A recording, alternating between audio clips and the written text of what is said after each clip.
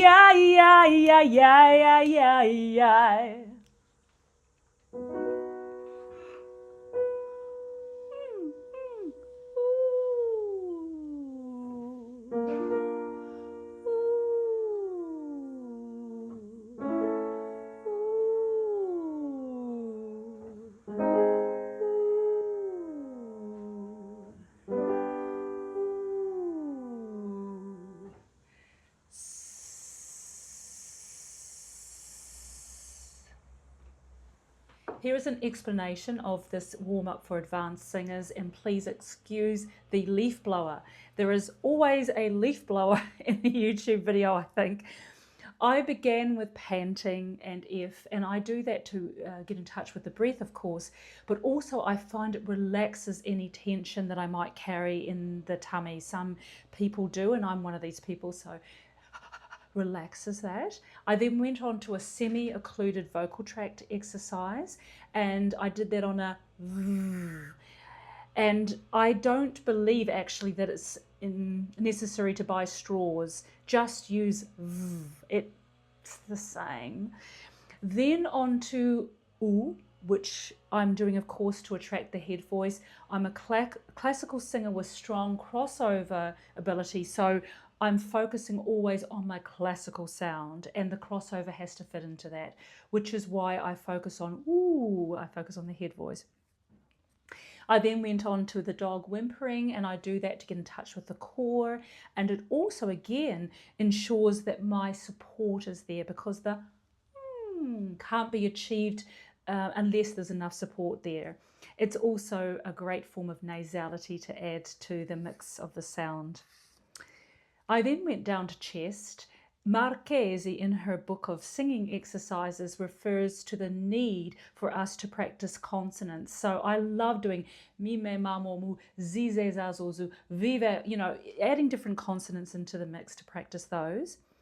I then went into the lower voice and up into the Melba point and beyond, so that I could practice going from chest into head voice and not carrying the chest past the Melba point.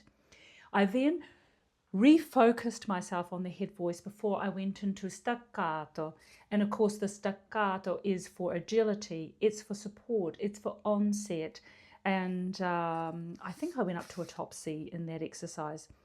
I then looked at my onsets, and I used a form of vibrato called a vibrazione for that exercise.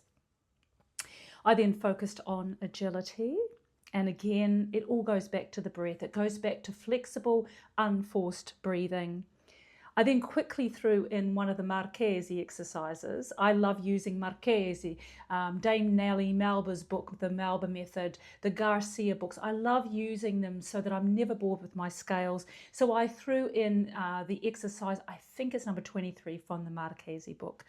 And I do that for my students too, so that they don't become bored with scales. Scales are fun, I then went on to a contemporary technique of belt, and made sure that belt being, of course, in my version of what belt is, it's the use of the shouting, and it's taking the chest voice past the Melba point.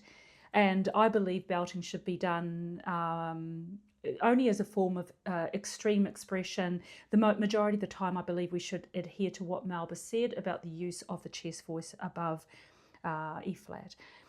Well, that's for a soprano anyway. I then went to very quickly cool down and ooh, because I believe after the belting it's really important to get in touch. I didn't demonstrate any stretches, but particularly after the belting, I feel there's a need to stretch. So those were the exercises that I included into this 5-minute warm-up for advanced singers.